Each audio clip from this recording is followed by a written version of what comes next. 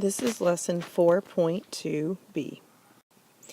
In lesson 4.2a, we summarize what we learned about equations with two variables. Equations with two variables have an infinite number of solutions.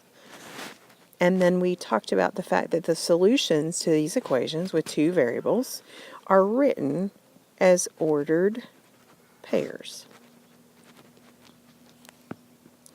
So in this lesson, we want to pick up there and we want to talk about what to do with those ordered pair solutions. Normally, ordered pairs are graphed on a coordinate plane. We're accustomed to, when we see an ordered pair, an x and a y, taking that and putting it on an ordered pair. So what does that look like in the context of these two variable equations? Okay, let me shift this page just a little bit so that we can see the whole equation. Okay, equations that have two variables. So here's an example. Y equals negative 2x plus 3. Remember, in the last lesson we talked about that we can find solutions to equations in two variables. So let's make a chart here. And let's pick three values for x.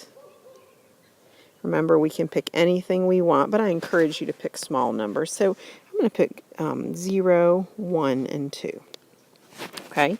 And then we talked about the fact that we take our x value and we plug it into the equation. So this first one would be negative 2 times 0 plus 3. So y equals negative 2 times 0 plus 3. So negative 2 times 0 is 0. 0 plus 3 is 3. So my first ordered pair is 0, 3. Okay, then let's take 1 and plug it in. Negative 2 times 1 plus 3. Y equals negative 2 times 1 plus 3. So that's negative 2 plus 3 is 1. So my second ordered pair solution is 1, 1. Now let's plug in our last value of x. Negative 2 times 2 plus 3. Negative 2 times 2 is negative 4. Negative 4 plus 3 is negative 1. So my last ordered pair solution is 2, negative 1. Okay? Well, now what we're going to do is we're going to take those ordered pairs and we're going to put them on our graph. Okay? Remember, on a graph, our x-axis is the one that's horizontal, and our y-axis is the vertical. Okay? In an ordered pair, remember, the first coordinate tells me where to move on the x-axis. Second coordinate tells me where to move on the y. So to graph 0, 3, I go to the x-axis to 0, and then I move up the y-axis to 3. There's my first ordered pair. 1, 1 means I go over to 1 on the x and up to 1 on the y. 2, negative 1 means I go over to 2 on the x, down to negative 1 on the y. Okay? Now that I have graphed these ordered pairs, I'm going to connect them to make a straight line. So I have found three solutions out of the infinite number of right answers to this equation with two variables. Now I want you to notice how I put arrows on either end of my line. Okay? Why would I do that? Well, remember, we said there's an infinite number of solutions. These solutions go on and on for forever. So this line that I drew here, I have drawn three solutions, but remember, there's an infinite number. This line would go on and on and on for forever to show all the possible solutions of this equation. Let's look at another example. Okay, let's shift this page to y equals 3x minus 1. So again, we're going to begin by choosing three values for x and solving for y. Okay, this time I'm going to choose three numbers, but I want you to notice that it says 3 times x. So I'm going to choose 0. I'm going to choose 1, and I'm also going to choose negative 1, so that when I multiply by 3, my numbers don't get too large. Okay? Let's plug in the first number. 3 times 0 minus 1. 3 times 0 is 0. 0 minus 1 is negative 1. So my first ordered pair solution is 0, negative 1. Let's plug in our second choice. 3 times 1 minus 1. 3 times 1 is 3. 3 minus 1 is 2. So my second ordered pair is at 1, 2. Let's plug in negative 1. 3 times negative 1 minus 1. 3 times negative 1 is negative 3. Negative 3 minus 1 is negative 4. So my third solution is at negative 1, negative 4. Now, let's put those on our graph. 0, negative 1, 1, 2, and negative 1, negative 4.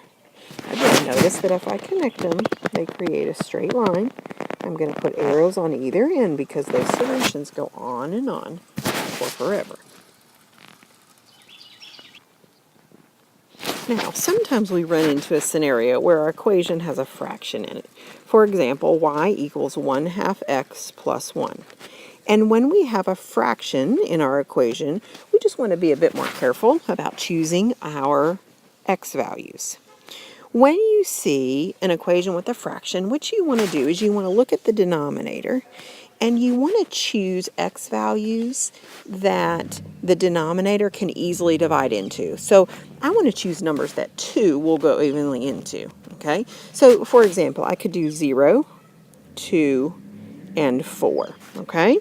So let's plug those in, okay? Our first is 0. 1/2 times 0 plus 1. Well, 0 times anything is 0. So 0 plus 1 is 1. So my first ordered pair will be at 0, 1. Now, let's plug in 2. 1/2 times 2 plus 1. Okay, all of that means when I say 1/2 times 2, okay, since it's a fraction, when we multiply by 1/2, that's like the same thing as just dividing by 2. So half of something multiplying by 1/2 simply means divide by 2. So half of 2, think of it that way, half of 2 is 1. 1 plus 1 is 2. So my second ordered pair is at 2, 2. Okay, let's plug in 4. Half of 4 plus 1. Remember, half of 4 is 2. 2 plus 1 is 3. So my third ordered pair will be at 4, 3. Okay, now let's graph those. We go to 0, 1, 2, 2, and 4, 3. And of course, what should we notice? Our ordered pairs should create a straight line that can go on for forever. Okay, let's do one more fraction before we finish up. Okay, we have y equals 3/4 x minus 4. So this time, my denominator is 4. I want to choose numbers that 4 can go into easily. So let's do 0, let's do 4, and let's do 8. Okay? So let's plug in our first x value. 3/4 times 0 minus 4. Okay? Anything times 0 is 0. So 0 minus 4 is negative 4. So our first ordered pair will be at 0, negative 4. Okay, let's plug in 4. 3/4 of 4 minus 4. Okay, now think about that. 3/4 of 4. Okay, here's all that means. That means how many times does 4 go into 4? Once. And then we do times 3. 1 times 3 is 3. So 3/4 of 4 is 3. 3 minus 4 is negative 1. So my second ordered pair is at 4, 1. Okay, let's do that with 8. 3/4 times 8 minus 4. So we think 3/4 of 8.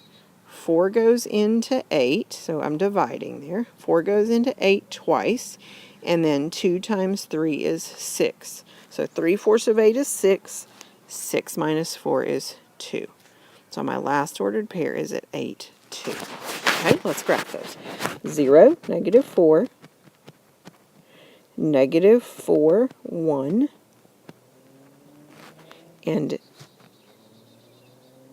8, 2. Okay, so look what happened here. We have a mistake, right? Because notice that my ordered pairs don't make a straight line. So let's look at my work again.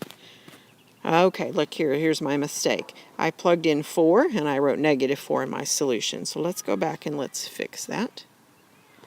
Our solution here should be 4, -1. So let's fix that ordered pair, and let's put it over here at 4, -1. And now look, my solutions create a straight line.